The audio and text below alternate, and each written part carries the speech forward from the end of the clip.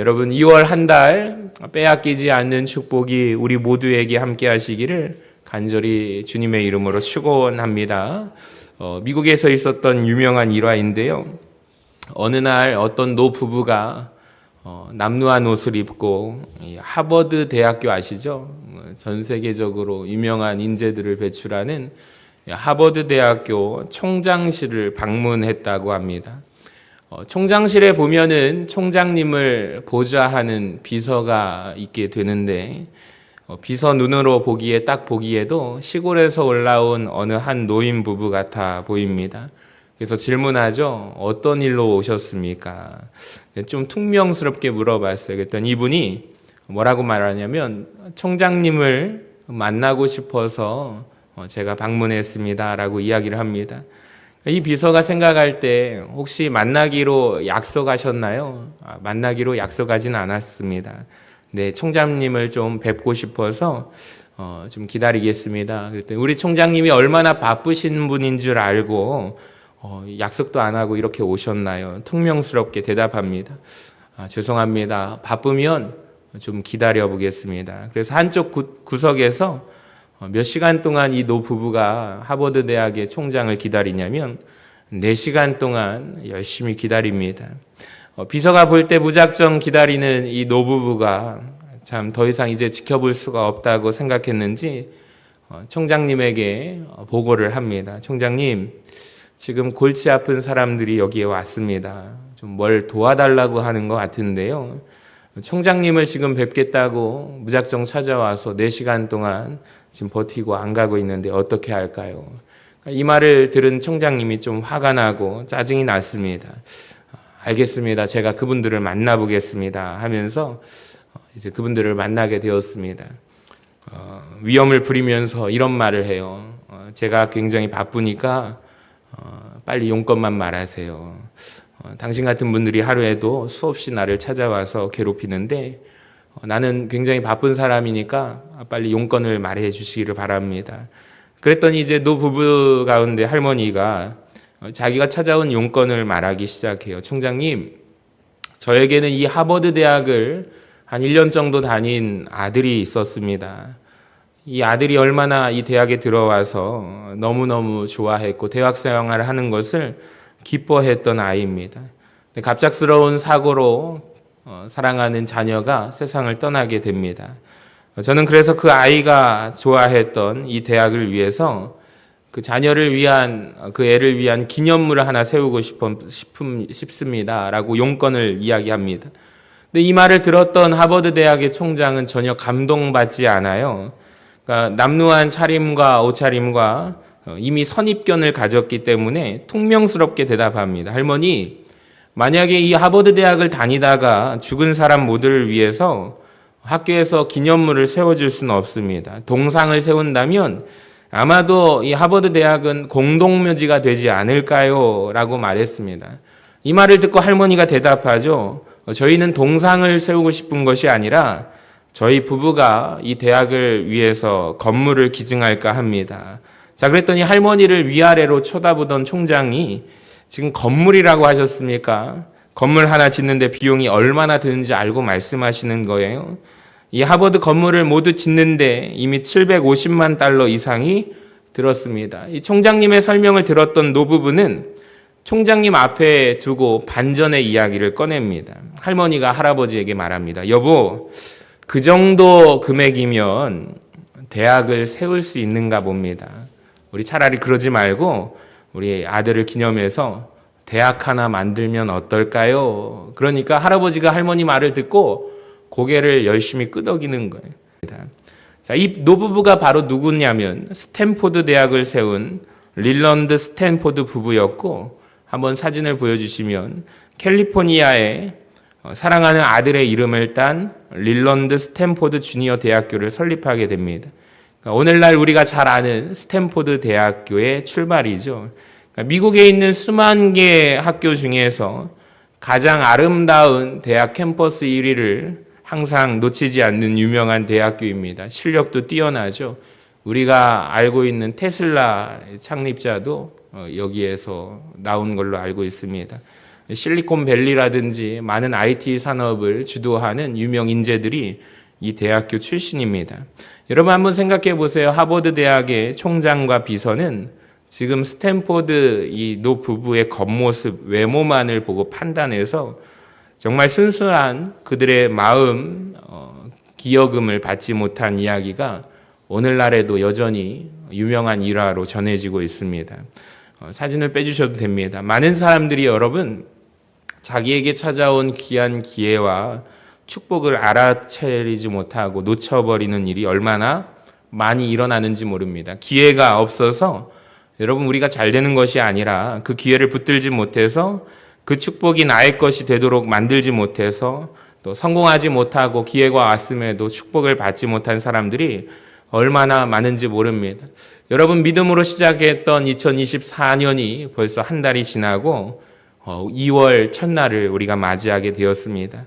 바라기는 여러분이 처음으로 연초에 세웠던 계획 또 올 한 해 가운데 여러분에게 찾아온 기회와 축복을 놓치지 않고 바라기는 반드시 여러분의 것으로 만들기를 주님의 이름으로 간절히 축복합니다.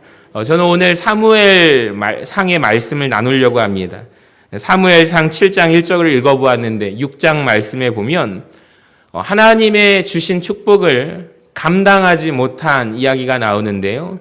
걷어차버린 블레셋의 이야기가 나옵니다. 여러분 블레셋이라는 나라가 있는데 하나님의 축복의 상징인 언약궤를 이스라엘 백성들에게서 전쟁에서 찾아서 빼앗아 갔지만 이 언약궤가 감당할 수가 없거든요. 결국에 7개월 만에 언약궤를 도로 가져가라고 이스라엘 진영으로 돌려보내는 이야기가 나오게 됩니다. 여러분 한번 생각해 보세요. 언약궤가 예전에 성막에서 어느 곳에 있었죠? 지성소에 있었던 것이 바로 하나님의 말씀 언약궤입니다. 여러분 광야 생활을 할 때 항상 맨 앞에 있었던 게 뭐죠? 언약궤죠. 이 언약궤, 하나님의 임재의 상징인 언약궤가 항상 앞으로 갈 때마다 요단을 건널 때에도 언약궤를 잡았던 제사장들이 딱 요단 강물에 발을 내딛는 순간 놀라운 기적이 일어나는 사건을 우리가 알게 됩니다. 그러니까 이 언약궤는 항상 하나님의 임재하시는 하나님이 함께 하시는 상징물인데 이것을 감당하지 못하고 전쟁에서 블레셋이 가지고 갑니다. 그러니까 블레셋 입장에서도 언약궤는 축복의 상징이잖아요. 하나님의 임재의 상징이잖아요. 자, 그렇다면 이 축복의 언약궤를 어떻게든 잘 관리하고 자기들의 복으로 만들었으면 참 좋았을 텐데 이 블레셋이라는 나라도 언약궤를 감당하지 못해요. 관리하지 못해요. 결국에 이것을 관리하지 못해서 이스라엘 진영으로 돌려보내는 이야기가 나옵니다. 여러분 그런데 이 블레셋 이방 나라뿐만 아니라 돌려보냈던 이스라엘 진영 안에서도 안타깝게도 감당하지 못한 이야기가 나오는데요. 사진에 보면은 블레셋에서 언약궤를 어떻게 돌려보낼까요? 이 베스메스의 두 암소라고 우리가 알고 있는 그림인데요. 암소 두 마리가 그림과 같이 끌게 해서 자, 이스라엘의 베스메스라고 하는 진영으로 보내주게 됩니다. 여러분 왜 베스메스라는 지역으로 돌려보내게 될까요? 베스메스에는 누가 사냐면 따라합시다. 레위 족속. 다시 한번 레위 족속. 레위 족속이 레위 지파라고 우리가 알고 있는데 이들이 하는 일이 무엇을 해요? 성막을 담당하고 성막의 기구들을 관리하고 이동하고 하는 것들의 임무를 가진 사람들이 레위 족속입니다. 그러니까 성전에서 제사 드릴 때 성전을 관리하는 족속이잖아요. 특별히 이 레위 족속 가운데 레위의 아들들의 성막 관리 임무 가운데 베스메스 지역에는 누가 살고 있냐면 그림에 보시면 따라합시다. 고앗 자손. 다시 한번 고앗 자손. 이 고앗 자손이 하는 역할이 뭐예요? 그림에 글씨가 잘 보이시나요? 주로 이들이 담당하는 역할이 무엇이냐면 이 언약궤의 운반을 담당하는 역할을 하는 사람들이 고앗 자손입니다. 그러니까 언약궤가 하나님의 언약궤가 제대로 간 거예요. 제대로 돌아간 거예요. 베스메스로 돌아갔는데 보니까 레위 자손들 가운데 언약궤를 운반하는 고앗 자손에게 꼭 필요한 곳으로 언약궤가 운반이 된 것입니다. 사랑하는 여러분, 하나님은 한 채의 오차도 없이 때로는 필요한 곳에 나를 꼭 보내시고 꼭 필요한 사람을 만나게 하시고 여러분에게 필요한 여건과 환경과 필요한 시간을 우리에게 주시는 분이신 줄로 믿습니다. 바라기는 2월 한 달도 하나님의 인도하심 따라서 여러분 꼭 필요한 사람 만남의 축복이 있기를 원하고 하나님의 인도하심에 따라서 필요한 여건과 환경을 붙잡게 되시기를 주님의 이름으로 간절히 축원합니다. 왜 하나님께서 나를 여기 보내셨을까?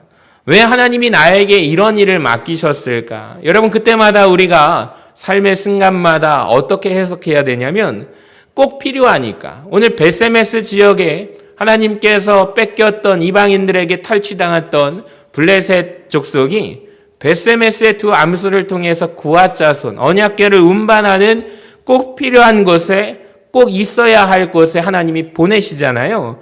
여러분 마찬가지로 우리도 이 한 달 꼭 필요한 곳에 내가 있어야 할 자리에 하나님께서 나를 보내셨다라고 생각하고 여러분 그 축복을 받아서 누리는 하나님의 은총의 기회를 여러분의 것으로 만들어내는 우리 모든 서신교회 성도들이 되시기를 주님의 이름으로 간절히 축원합니다. 여러분 보세요. 언약궤를 관리하던 레위 족속들에게 하나님께서 안성맞춤으로 적재적소에 맞게 보내주십니다. 그러니까 베세메스에 사는 사람들 입장에서 한번 생각해 보세요. 하나님의 임재의 상징이었던 하나님이 우리와 늘 함께 하셨던 언약궤를 탈취당했잖아요. 얼마나 마음이 찢어져요. 무너져요. 얼마나 허망합니까? 근데 그 언약궤가 두 암소로 저절로 돌아오니까 얼마나 기뻐요. 너무 기뻐서 춤을 춥니다. 하나님 앞에 제사를 드립니다. 그러니까 수레를 끌고 온 두 마리의 소를 잡아서 제사를 지내고 기뻐하는 모습이 나옵니다. 여러분 그런데 이 고아 자손이 언약궤가 돌아왔잖아요. 너무 기쁘잖아요. 하나님 앞에 감사의 제사를 드리지만 결정적으로 하나님 앞에서 두 가지의 잘못을 하게 되는데 첫 번째 잘못은 무엇인가? 암소로 제사를 드리는 사건이 일어나게 됩니다. 여러분 방금 그 베세메스의 두 암소 있잖아요. 블레셋에서 보낸 그 두 마리의 암소는 사실은 어떻게 해야 되냐면 도로 그쪽 나라로 돌려보내야 합니다. 근데 이 고아 자손이 너무 기뻐하는 제사를 드리는데 그 제물로 자기들에게 온 암소 두 마리를 가지고 제사를 지내게 됩니다. 그런데 이것이 문제였다라는 것입니다. 이미 하나님께서 모세에게 주신 율법에 보면은 하나님 앞에 제사 드릴 때 암소를 드리면 안 됩니다. 수컷으로 제사를 드리라 하나님이 율법에 명령하시거든요. 우리 레위기 1장 3절에 같이 한번 읽어봅니다. 시작. 그 예물이 소의 번제이면 흠없는 수컷으로 회막문에서 여호와 앞에 기쁘게 받으시도록 드릴지니라. 아멘. 하나님께서 흠없는 수컷으로 드려라 라고 명령을 하셨습니다. 이것을 너무나도 잘 알고 있는 레위 족속 고아 자손들입니다. 근데 그들이 암소를 잡아서 제사 드리는 거예요. 몰라서 실수했을까요? 아닙니다. 알고 있는데 문제는 알면서도 실천하지 않았다라는 데 있다라는 거예요. 여러분 아마도 한번 생각해 보세요. 여러분이라면 어떻게 생각하겠습니까? 소가 거저 들어왔습니다. 우리 소를 잡으려면 얼마나 아까워요. 많은 비용이 지출되잖아요. 근데 공짜로 생겼잖아요. 내 것 들어갈 것 없으니까 원칙을 지키기보다 편한 대로 합시다. 이렇게 생각했을 거예요. 이것이 그들이 가졌던 첫 번째 실수였습니다. 자, 두 번째 실수는 무엇이냐면 언약궤를 관리했던 고아 자손이 언약궤를 운반하고 지키는 것이 관리하는 것이 자기들의 임무거든요. 근데 언약궤를 절대로 열어보면 됩니까? 안 됩니까? 안 되는 거예요. 그러니까 언약궤는 원래 어디에 있었죠? 지성소에 있었습니다. 성막 안에 성소와 지성소로 나뉘어지는데 지성소는 누가 들어가요? 오직 대제사장만이 들어갈 수가 있네요. 지성소는 거룩한 곳이에요. 하나님이 임재가 이루어지는 곳이잖아요. 그곳에서 대제사장이 만약에 죄를 지었다면 1년에 한 번 들어갈 때 하나님의 임재를 경험할 때 죄가 있게 되면 대제사장이 그곳에서 목숨을 잃게 됩니다. 그러니까 절대로 그 언약궤를 열어서도 안 되는 것이 굉장히 자기들의 역할을 그냥 지키고 수호하는 것이 레위 족속의 임무였는데 그 언약궤를 자기들 임의로 마음대로 열어보거나 뜯어보면 안 되거든요. 여러분 그런데 고아 자손이 언약궤를 열어보게 됩니다. 자기들이 해서는 안 되는 역할입니다. 이미 하나님이 하면 안 된다라고 하시는 명령을 이 고앗 자손들이 하게 되었다라는 것이죠. 그래서 사무엘상 6장 19절에 보세요. 여호와의 궤를 들여다본 까닭에 하나님께서 그들을 치사 몇 명을 죽이시죠? 5만 70명을 죽이시게 됩니다. 정말 많은 사람들이 죽게 되는 거예요. 여러분 한번 생각해 보시기 바랍니다. 조금 전까지는 빼앗겼던 언약궤로 인해서 마음이 너무 속상하고 모든 것이 무너졌어요. 근데 그 빼앗겼던 언약궤가 하나님의 은혜로 말미암아 저절로 돌아왔잖아요. 찾게 되었잖아요. 그러니까 우리가 뭘 하지도 않았어요. 하나님께서 기가 막힌 상황 가운데 하나님께서 스스로 수레를 끌고 와서 이 백성들 앞에 딱 도착하게 만드셨어요. 그들의 입장에서 얼마나 기쁩니까? 춤추고 감사하고 제사 드리고 하나님께 찬송을 드리고 너무 감격스러워서 눈물바다가 되었지만 결국에 보면은 그들이 감당하지 못한 거예요. 자기들에게 찾아온 그 축복을 감당하지 못해서 이 5만 이상이 되는 사람들이 많은 사람들이 죽게 되니까 이 벳세메스의 사람들이 어떤 생각을 하냐면 우리가 이 언약궤를 감당할 수 있다 없다? 없다고 생각하게 되는 것입니다. 많은 사람들이 죽는다고 생각하니까 덜컥 마음속에 두려움이 임하게 되는 것입니다. 자, 그래서 이 사람들이 어떤 행동을 하고 어떤 생각을 하는지 보시기 바랍니다. 이 언약궤를 어떻게 하자? 다른 곳으로 돌려보내자. 그러니까 블레셋 사람들, 이방 사람들과 별 차이가 없는 행동을 하죠. 언약궤가 블레셋 이방 나라에 그들이 하나님의 임재의 산물인 언약궤를 가지고 가는 곳마다 도시마다 어떤 일이 일어나요? 전염병이 일어나게 돼요. 그러니까 창궐하게 되니까 언약궤를 서로 떠넘기고 우상의 목이 잘리고 신상이 무너지고 그러니까 골치 아파했잖아요. 그러니까 이 블레셋 사람들도 언약궤를 돌려보냅니다. 이 도시 저 도시로 감당하지 못하니까 돌려보내는데 오늘 마찬가지로 이 고앗 자손들 벳세메스 사람들도 성경에 보니까 다른 지역으로 돌려보내게 됩니다. 기럇 여아림이라는 곳으로 돌려보냅니다. 사랑하는 여러분, 오늘 말씀을 통해서 하나님의 축복이 나에게 저절로 왔는데 여러분, 우리가 그것을 이 사람들과 같이 이스라엘 백성들처럼 내가 감당하지 못함으로 말미암아 옆으로 떠밀듯이 자기들에게 찾아온 복을 다른 동네 사람들에게, 기럇 여아림 사람들에게 떠미는 우리가 행동을 안 했으면 좋겠습니다. 그러니까 여러분 생각해 보세요. 믿음 없는 불신자들, 블레셋 사람들은 불신자라고 그래서 한번 생각해 봅시다. 근데 이스라엘 사람들은 하나님의 택함을 받은 백성들이잖아요. 그러니까 오늘말로 말한다면 신자 아닙니까? 성도죠. 교인들이죠. 근데 너무나도 이것이 귀한 줄로 알고 있는 이스라엘 사람들조차도 이 하나님의 복을 감당하지 못해서 쫓아내고 있는 모습이에요. 여러분 왜 그렇을까요? 원인이 무엇입니까? 하나님을 존중하지 않았기 때문이죠. 내가 이름으로만 피상적으로만 하나님을 알고 있었지 내 온 마음과 뜻을 다해 하나님을 섬기고 있던 행동은 아니었기 때문입니다. 여러분 우리가 레위 족속으로 하나님을 위해서 무엇을 해야 하는지 이 사람들은 머리로만 알고만 있었지 책임과 의무를 다하지 않았다라는 거예요. 여러분 우리는 바라기는 이런 레위 사람들과 같이 찾아 들어온 복을 거듭하지 않는 우리 모두가 되기를 축복합니다. 그러니까 여러분 우리가 이 말씀을 통해서 알게 되는 것은 내가 하나님의 말씀을 안다고 해서 축복의 근원이 되는 것은 아니라는 것입니다. 아는 것을 내가 행하는 만큼 내게 찾아온 복이 내 것이 될 수 있음을 믿으시기를 바랍니다. 하나님께서도 반드시 여러분에게 기회를 주실 거예요. 올 한 해 분명히 우리에게 하나님이 어떤 축복의 기회를 허락하실 것입니다. 얼마 전에 우리나라 대한민국 축구를 보니까 참 끝까지 기다리다 보니까 결국에는 골을 넣게 되더라고요. 저는 이제 그 요약된 것만 봤는데 이렇게 다음날 재방송을 하면서 우리 아이들이 그걸 보고 얼마나 막 흥분을 하는지 막 집어넣었다고 승부차기를 했는데 막 흥분해가지고 어제 막 그 얘기를 설명을 해주더라고요. 여러분 끝까지 기다리면 하나님께서 열리게 해주실 줄로 믿습니다. 어떤 분에게는 축복의 기회가 이번 달이 될 수도 있어요. 여러분 2월이 여러분에게 축복의 기회가 된다면 하나님께서 거저 이 벳세메스의 사람들과 같이 축복을 가져다 주셨다면 여러분 반드시 그것을 여러분의 삶의 상징으로 간증으로 만들어내시기를 축복합니다. 여러분, 하나님이 주신 기회를 평생 여러분의 것으로 만드는 축복이 임하기를 주님의 이름으로 간절히 축원합니다. 여러분, 근데 오늘 성경에 보면 놀라운 반전이 하나 나오거든요. 이들은 하나님의 축복을 감당하지 못합니다. 근데 가만히 있었는데 거저 얻는 한 가문이 나옵니다. 바로 누구냐면 아비나답 가문입니다. 여러분 따라해 볼까요? 아비나답. 이 벳세메스 사람들이 언약궤로 많은 사람들이 죽잖아요. 어떡하지? 그래서 가장 만만하다고 생각하는 아비나답 가문에게 자기들이 처한 이 어려움에 대해서 다 말하지 않아요.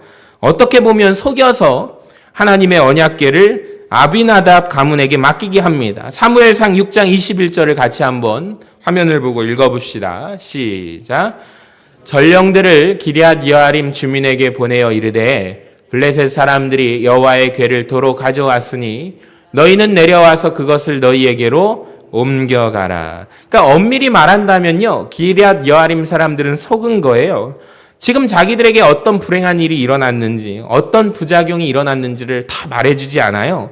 표면적으로 이 언약궤 너희들이 가져가면 얼마나 좋겠니? 수지 맞는 일 아니니? 라고 이러면서 모든 것을 은폐하고 부작용을 알리지 않은 채 떠넘기든 떠맡겼다라는 것입니다.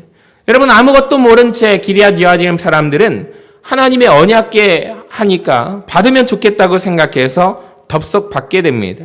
여러분, 여기서 우리가 알게 되는 것은 준비가 되어 있는 사람은 뭘 해도 축복을 받는다라는 것입니다. 언약궤가 가는 곳마다 사람이 죽었잖아요. 언약궤가 가는 곳마다 불행이 시작되었는데 오늘 성경에 나오는 기럇 여아림 사람들에게는 모두가 떠맡지 않으려고 하는 언약궤가 그들 삶의 평생의 축복이 되었다라는 거예요. 여러분, 이 언약궤가 이 사람들에게 머무를 때 몇 년을 머물게 되는지 아십니까? 따라합시다. 20년. 여러분, 어떤 사람들은 복이 들어오면 그 복을 걷어차는 사람들이 있는가 하면 어떤 사람은 가만히 있어도 복이 들어온다라는 거예요. 심지어 지금 오늘처럼 나쁜 의도로 속았음에도 복이 되는 사람이 있다라는 것입니다. 저는 바라기는 오늘 여러분들이 그 주인공이 되시기를 바랍니다. 어떻게 됐든 간에 하나님께서 복 주시려고 하는 사람은 속아도 복이 됩니다. 전화위복이라는 말이 있잖아요. 하나님께서 지켜주시고 하나님이 함께 하시는 백성과 그 가정의 그 삶에는 속아서 어떠한 일을 했을지라도 하나님의 은총 속에 복이 되는 사람이 있습니다. 어디에서 이런 차이가 있을까요? 우리 오늘 본문 말씀 7장 1절을 같이 화면을 보고 읽어봅시다. 시작. 기럇 여아림 사람들이 와서 여호와의 궤를 옮겨 산에 사는 아비나답의 집에 들여놓고 그의 아들 엘리아사를 거룩하게 구별하여 여호와의 궤를 지키게 하였더니. 아멘. 따라합시다. 거룩하게 구별하여. 여러분, 이게 정말 중요해요. 아비나답의 집안은 언약궤가 들어왔을 때 누구를 구별해요? 엘리아사를 구별합니다. 거룩하게 하고 그로 하여금 언약궤만 관리하게 했다라는 거예요. 여러분, 다른 말씀은 다 잊어도 좋습니다. 그런데 거룩하고 구별되었다라는 말을 기억하시기를 바랍니다. 여러분, 어떤 사람에게 복이, 하나님의 복이 안 떠날까요? 거룩하고 구별되게 살아가는 사람입니다. 세상 사람들과 다르게 사는 사람, 하나님이 보실 때 너는 참 거룩하고 구별된 사람이구나 라고 느껴질 만큼 삶을 살아가는 사람이죠. 여러분, 그러한 분은 하나님이 주신 축복을 절대로 빼앗기지 않는 은총을 경험하게 될 줄로 믿습니다. 블레셋이라는 민족은 강제로 복을 빼앗았지만 화가 되었습니다. 왜 그럴까요? 하나님을 몰라서 그랬죠. 벳세메스의 사람들은 복이 저절로 들어왔지만 감당하지 못하고 버리게 됩니다. 왜 그럴까요? 하나님의 법을 제대로 따르지 않았기 때문에. 여러분, 그렇습니다. 가만히 있다가 아비나답의 집안에 하나님의 축복이 머물게 되는데 그들은 아무런 일도 하지 않았습니다. 다만 구별되게 살았을 뿐입니다. 내가 복받기 위해서 뭘 하고 다니지 않았습니다. 하나님의 백성답게 언약궤를 관리해야 되는 사람답게 구별되게 살아간 것으로 하나님은 그 가정의 그의 삶이 평생의 복을 받는 그런 가문이 되고 인생이 되도록 만들어 주셨다라는 것입니다. 사랑하는 여러분, 오늘 말씀을 통해서 하나님은 우리 인생에 복 주시기를 원하시는 분임을 알았으면 좋겠습니다. 하나님이 여러분을 축복하십니다. 여러분의 가정과 여러분의 삶을 올 한 해 동안 축복하고 싶어 하십니다. 믿으시면 아멘 하시기를 바랍니다.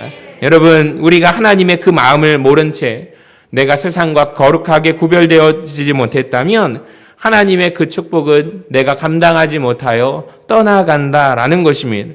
여러분, 올해도 복을 주시고 2월 한 달도 우리에게 복 주실 텐데, 여러분, 머물게 되는 방법이 무엇이냐면 내가 애쓰고 수고하고 몸부림친다고 해서 되는 게 아니에요.